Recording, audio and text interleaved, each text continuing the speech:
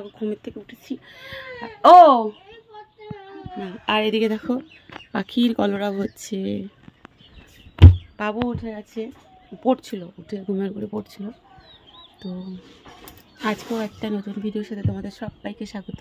তোমরা সবাই কেমন আছো? আশা করছি তোমরা সবাই খুব খুব ভালো আছো। তো চলো আমি এখন রোজকারের মতন আবার এক কাজ শুরু করে দিই। আর স্কুলে যাবে বাবু, বিকেলে পড়া আছে। আর গরম পড়েছে তো ঘুমটা ভালো হয়নি। পাখি ডাকছে দেখো না, বাবু দেখো এরকম।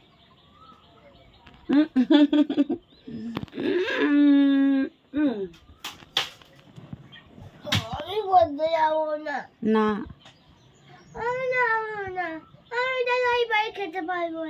পারবে, ওর নিমন্ত্রণ বাড়ি খেতে পারবে না, তার জন্য বলছে আমি করতে। পাখি ডাকছে দেখো না, কত সুন্দর পাখি ডাকছে।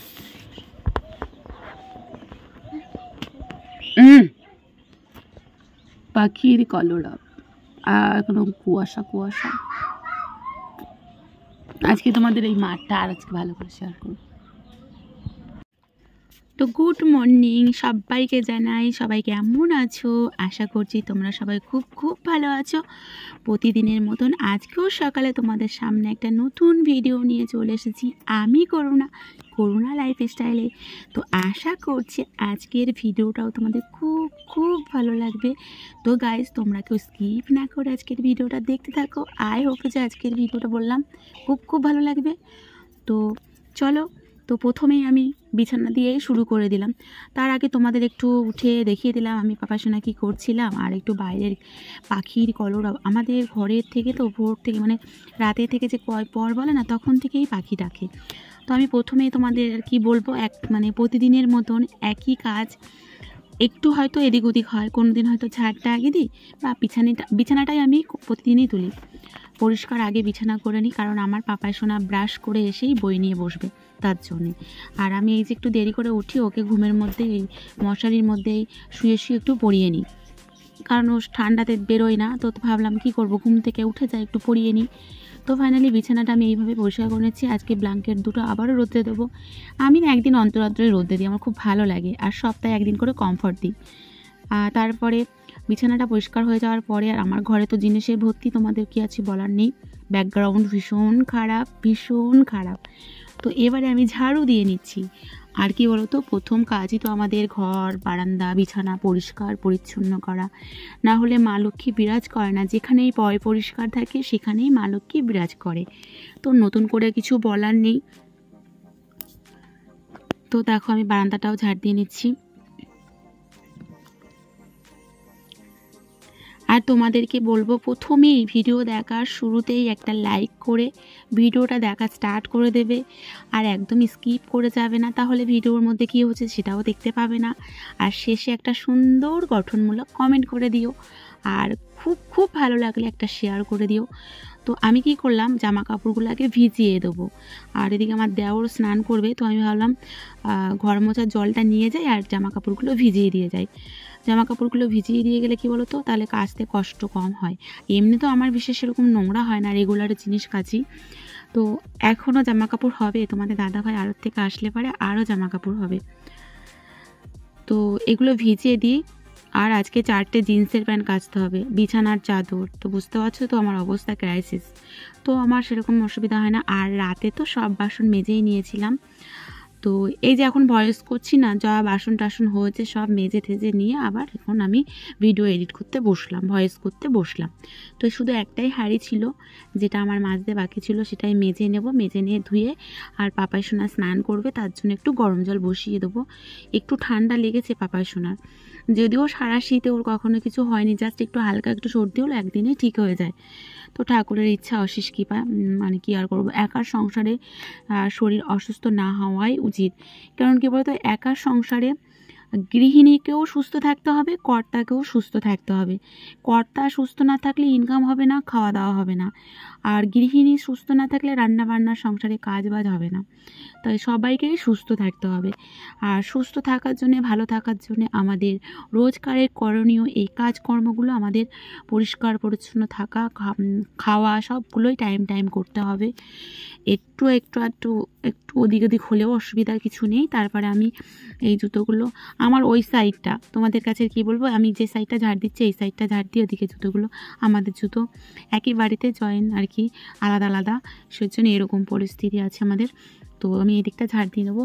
আর কি বলতো, বাসি উঠান রাখতে নেই, রেগুলার ঝাড় দিয়ে নিতে হয়, যেটা আমরা ছোটোবেলা থেকে দেখেছি বা শিখেছি বা করেছিও, বা বাপের বাড়িতে করেছি এগুলো আমরা। তারপরে আমি এই দিকটা ঝাড় দিয়ে নিই, আবার ওই দিকটাও ঝাড় দেবো। এই যে এই দিকটা, এটা আমাদের ঘরের পিছন দিক। আগে তো এই দিকটা ভীষণ নোংরা ছিল, আমি পরিষ্কার করে ঝাড় দিয়ে দিয়ে গোবর দিয়ে সুন্দর করে, আগে এখান থেকে লোকে যাওয়া আসাই করতে পারতো না, মানে আমি এখন ঝাড় দিয়ে ফুল গাছ রেখে তারপর গোবর গোলা দিয়ে সুন্দর করেছি। এখন সবাই, একদিন তো আমার যা হঠাৎ এসে বলে, বাবা এখানে তো এত সুন্দর করে রেখেছিলে, তখন কী বলতো আর একটু জায়গা ছিল আর আমি গোবর গোলা দিয়ে রেখে দিতাম, খুব সুন্দর লাগতো। কিন্তু দেখবে গোবর বা ন্যাতা দিয়ে মাটিতে দিলে না খুব সুন্দর লাগে না একটা। তো তারপরে চলে এসেছি ঘর মুছতে। আজকে মোটামুটি সকালের কাজ নিয়েই তোমাদের কাছে চলে এসেছি। আর আজকে আমাদের দুপুরে নিমন্ত্রণ আছে পাশের বাড়ি কাকিমাতে বাড়িতে, যে বাড়িতে পূজা হয়েছিল। তো ওই জন্য দুপুরের খাওয়াটা তোমাদের আর দুপুরে রান্নার কি শেয়ার করব। আর এমনিতে ভিডিওটা বড় হয়ে গেছে অন্য দিনের তুলনায়, তো অনেক বড় হয়ে গিয়েছিলো, আমি তাও অনেক কেটে কেটে ছোট করলাম, যে কইটুকু দেবো না দেবো পুরো কাজটা শেয়ার করতে গেলে। আর তাও যদি আবার হচ্ছে গিয়ে ভিডিওটা রান্না শেয়ার করতাম। আজকে জানো তো আমার মায়ের জন্মদিন পালন করব, সেটাকেও স্কিপ করো না। আমার মা, মানে আমার মায়ের জন্মদিন সঠিক যেটা আমরা জানি না, তো আমার পাপাই শোনা বলে, মাম্মাম সবার জন্মদিন করো, দিদনের একটু জন্মদিন করতে পারো না, দিদনের একটু জন্মদিন করতে পারো না। তো মায়ের জন্মদিন যে কোনো একদিন কেক কেটে সেলিব্রেশন করলেই হলো। তো ভাবলাম ঠিক আছে, মা এসেছে আর মায়ের তো শরীর ভীষণ খারাপ। ঘর মোছার পরে এবার আমি একটু ডাল, আমার কিন্তু স্নান হয়ে গেছে, ঘর মুছে স্নান করেই আমি ওদিকে ভাত আর ডাল বসিয়ে দিয়ে পাপাই সোনাকে রেডি করছি স্কুলের জন্যে। তো ও স্কুলে বেরিয়ে গেলে তারপরে জামা কাপড় কাচবো। আজকে আমি স্নান করার পরে জামা কাপড় কেচে নেবো, কারণ আজকে টাইম ভীষণ শর্ট আর অনেক জামা কাপড়। আর তার আগে আমি একটু ডিমের তরকারি করে নিয়েছিলাম, তো পাপাই সোনা ডিমের তরকারি দিয়ে আর কি ভাতটা ভালো খায় আর কি, পড়তে যাওয়ার ওখানেও বা স্কুলে যাওয়ার সময়ও। তারপরে দেখো আমি জামা কাপড় কাচতে শুরু করে দিয়েছি। আর এর মধ্যে তোমাদের দাদা ভাই চলে এসেছিলো, আরও জামা কাপড় দিয়ে দিয়েছে, সেটা বালতিতে ভিজিয়ে নিয়েছি। যেটা আমি স্নান করেছিলাম সেটাও ভিজিয়ে দিয়েছি। তো মোটামুটি আজকে অনেক জামা কাপড়, ছাদে গেলেই দেখতে পাবে। আর আমি কলপাম করে এইভাবেই কাজ করি। তো মাও স্নান করে নিয়েছে, স্নান করে পুজোর কাজটা করছে। মা আসলে আমার কি হয় বলো তো, মা পুজোর কাজটা করে দেয় আসলে পরে। তো সব থেকে বড় কাজ যেটা, সেটাই মা করে দেয়। এই দেখো মা দাঁড়িয়ে আছে, এটা কাকিমা দাঁড়িয়ে আছে, তার আগে মা ছিল পুজোর বাসন মাজবে। তো কাকিমাও স্কুলে যাবে, 11টায় বেরিয়ে যাবে, কাকিমারও তাড়াহুড়ো, তো ওই জন্যে আমিও তাড়াহুড়ো করে করছি। আর ফাইনালি আমার জামা কাপড় কাচা হয়ে গেছে, ধোয়াও হয়ে গেছে, সেরকম আর দেরি নেই। আর গাইস তোমাদেরকে একটাই রিকোয়েস্ট করব, বারবারই বলি, তোমরা কিন্তু ভিডিওটা পুরো দেখো। তারপরে আমি যে কমফর্টগুলো নিয়ে দিয়ে দিলাম, আসলে শীতের জামা কাপড় আছে, বেড কভার আছে, তো কমফর্ট না দিলে আমার না একদম ভালো হয় না। দেখতে পাচ্ছ কতটা জামা কাপড় আমি বইতে পারছি না। তারপরে ওদিকে কাকিমা কলে কাজ করছে, মাছ কাটতে পারবো না, তো ভাবলাম তাহলে এই ফাঁকে কী করব, জামা কাপড়টা মেলে দিই। আর জামা কাপড় মেলে গিয়ে দেখবো ভাত হয়ে গেছে। তো আমি না, আমার যখন মানে সময় হয় না, তো তাড়াহুড়ো করে এইভাবেই কাজ করি।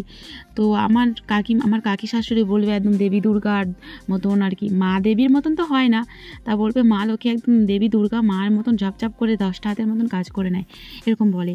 আর আমার শাশুড়ি মা যখন বেঁচে ছিলেন তখন বলতো মেশিন আমাকে।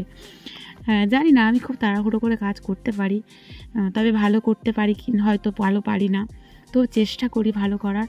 আর কি বলো তো, আমি কোনো কাজ ফেলে রাখতে পছন্দ করি না। রাতেও যদি জামা কাপড় একটা দুটো পরে থাকে আমি চেষ্টা করি ধুয়ে দেওয়ার। তো মোটামুটি এখনও জামা কাপড় আছে যেটা মেলে দেওয়া হয়নি, সব দড়িতে মোটামুটি দিয়ে ফেলেছি। তারপরে এবার কাকিমা আছে, জায়ের জিনিস আছে, তারা ওই দিকটা দিয়েছে। তো জামা কাপড়টা মেলা হয়ে গেলে আর ভাতটা ওই দিকটা করে আসবো। তাই আমি ভাবলাম, তাই ভেবেছিলাম যে ভাত, তো গিয়ে দেখলাম ভাত ডাল হয়নি। তা ভাবলাম এই ফাঁকে মাছটা কেটে নিই। তোমাদের দাদা ভাই আজকে কী মাছ নিয়ে এসছে জানো? এই দেখো আমার ফেভারিট ইলিশ। কে কে ইলিশ খেতে ভালোবাসো কমেন্ট করে অবশ্যই জানিও। তবে আজকের ইলিশ দুটো না সত্যি যখন কাটার পরে দেখলাম, আমার খুব মনটা ভরে গিয়েছে। ডিম হয়েছে পুরো ইলিশে, মানে কি বলবো, সুন্দর একদম বড়, মানে ডিম হয়েছিল। এই ডিম দিয়ে জানো তো বিরিয়ানি করলে বা হেভি হয়, হেভি। তো তো আর আমার পাপাই শোনাও ডিম খেতে ভালোবাসে। তো মোটামুটি আমি মাছগুলো কেটে নেব। তারপরে চিংড়িও এনেছিল, তো ও তো জানে না যে আজকে দুপুরবেলা নেমন্তন্ন হবে, চচ্চড়ি খাওয়ার জন্য এনেছিল। তো ওই জন্য দুপুরের রেসিপি আর করিনি, সকালেরই রান্না একটু ভাজা করে, তো সেটাই শেয়ার করব তোমাদের। তো আগে তো মাছটা কেটে নিই। আর তোমাদের বলি, ভিডিও ভালো লেগে থাকলে আমার ভিডিওর কোনো একটু অংশ যদি তোমাদের ভালো লেগে থাকে একান্তই, তো অবশ্যই একটু লাইক কমেন্ট করো। আর যদি আমার কোনো এই ভিডিওতে ভুল ত্রুটি থাকে, তোমাদের বোন মনে বা বন্ধু মনে করে আমাকে ভুলটা সংশোধন করে দেওয়ার চেষ্টা করো, আমি অবশ্যই সংশোধন করে নেব। ধরিয়ে দিও আর কি, ভুলটা অবশ্যই সংশোধন করে নেব। তো তারপরে আমার মাছ কাটার পরে আমি চিংড়িগুলো, আর চিংড়ি না আমি খুব তাড়াতাড়ি কাটতে পারি, চিংড়ি আর লোটে মাছ। আমি এমনি সব মাছই ঝটপট করে কেটে নিতে পারি, মানে ল্যাটা কইগুলো একটু সমস্যা হয়। তো বলো, বিয়ের আগে তো এগুলো কিছুই করিনি, এখন তো আমি একাই করেছি, কারোর কাছে কোনো কিছু শিখিনি, না রান্না না কোনো কিছু। তো তারপরে চলে এসেছি রান্নাঘরে। মার খাওয়া হয়ে গেছে, তা মাকে বললাম একটু ওয়েট করতে পারতে, তা মা বললো আমি পরে খাবো। তো ডিমগুলো দেখো, তো দুটো ইলিশ ছিল এখানে, বেশ মোটামুটি খারাপ না, 5-6 পিস করে হয়েছে এক একটায়। আর পিসগুলো দেখেছো তো মোটামোটাই। তো আমি এখানে 2 পিস ভাজা করে নেবো, কারণ টাটকা খাবো যখনই আসবে তোমাদের দাদাভাই। আর তারপরে এখানে বেগুন ভাজা করে নেবো, তো 2 পিস দুজনে খেয়ে নেবো, সের জন্য 2 পিস ভাজা করছি, আর বেগুন ভাজা আর কাঁচা লঙ্কা ভাজা করে নেবো সকালের খাওয়ার জন্যে। তারপর ডাল ছিল। তো ফাইনালি এই দেখো আমি মাছটা ভাজা করে নিচ্ছি। ডিমটা যদি আমি আগে বের করে নিতাম না, খুব ভালো হতো। তো যেহেতু ভাজার মধ্যে ডিমটা, মানে মাছ ভাজার মধ্যে ডিম থাকলে না একটু আস্তে দিয়ে দিয়ে ভাজতে হবে, না হলে ডিমটা হবে না। সেই জন্য অনেকক্ষণ থেকে এপিট ওপিট করে ভেজে নেবো আর কি। আর তোমাদের দাদাভাইও একটা কাজে বেরিয়েছে, বাড়ি নেই। তো দেখো ফাইনালি আমার প্রায় মাছ ভাজা হয়ে গেছে, জাস্ট নামিয়ে নিচ্ছি। এবারে নেওয়ার পরে বেগুনটা ভাজা করে নেব। আর তোমাদের কাছে আমার একটাই রিকোয়েস্ট, তোমরা কিন্তু সুন্দর একটা গঠনমূলক কমেন্ট করো, আর কেউ কিন্তু সাবস্ক্রাইব করে আনসাবস্ক্রাইব করো না, তাহলে চ্যানেলের ভীষণ ভীষণ ক্ষতি হয়। আর আমি অন্তত 20 জনের ভিডিও দেখি প্রতিদিন, 20 জনের ভিডিও ফুল ওয়াচ করি, বাট আমার ভিডিওগুলো কেউ ফুল ওয়াচ করে না। আমি তো দেখতে পাচ্ছি বা বুঝতে পারছি আমার এটা, তো সবাই যদিও বলো, কিন্তু না, আমি কিন্তু ফুল ভিডিও ওয়াচ করি। এটা হচ্ছে আমার সকালের স্পেশাল খাবার। এরকম ইলিশ মাছের, এখন একদম ডিমওয়ালা ইলিশ মাছ, আর এখানে কাঁচা লঙ্কা ভাজা, বেগুন ভাজা, আর এটা তোমাদের দাদা ভাইয়ের জন্য করে রেখেছি। বেশি করিনি, এখন রেসিপিটা পরে করা যাবে, দুপুরবেলা আবার নিমন্ত্রণ আছে। সকালের খাবার এটা। তো বলেছিলাম না যে সন্ধেবেলায় মায়ের কেকটা কাটা হবে। মায়ের ভীষণ শরীর খারাপ, ভীষণ ভীষণ শরীর খারাপ। আগে আমার মা কত শক্তভক্ত ছিল, আমরা দুপুরে রেস্ট নিলে মাও নিত না। তো পাপাই সোনা দেখো মা মানে দিদনকে হেল্প করছে। তো আমি ভাবলাম আর মা ভীষণ খুশি হয়েছে, আমার মা ভীষণ ভীষণ খুশি হয়েছে। আমার মাকে যে আমি খুশি করতে পেরেছি, এটাই সব থেকে ভালো। সব মানে সন্তানটা চাইবে মা বাবাকে খুশি রাখার জন্যে। তো এটা পাপাই সোনা পায়নি ধরাতে, তারপর আমি ধরিয়ে দিয়েছি। আর ফাইনালি এটা ধরে গিয়েছে। আর সবাই আমার মাকে একটু সবাই আর বার্থডে উইশ করো, আমার মা যেন সুস্থ থাকে, আরও ভালো থাকে, যেন প্রত্যেকের মা বাবা যেন সুস্থ থাকে, ভালো থাকে, এটাই প্রার্থনা করব। আর আমার সকল বন্ধুরা যেন সুস্থ থাকে, ভালো থাকে, ভগবানের কাছে এই প্রার্থনা করি আমি সব সময়। তো মা এবার কেকটা কাটছে, দেখো।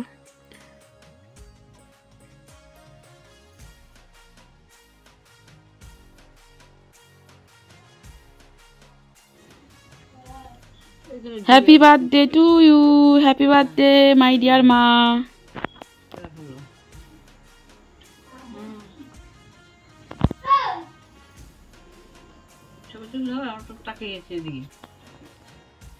তো ফাইনালি কেক কেটে নিল নাতি আর দিদা মিলে। তো আজকের ভিডিওটা ভালো লেগে থাকলে আবারও বলছি, অবশ্যই একটা লাইক কমেন্ট করো, অবশ্যই শেয়ার করে দিও।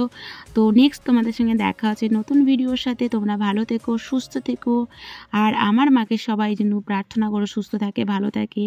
জয় রাধে মা, টাটা।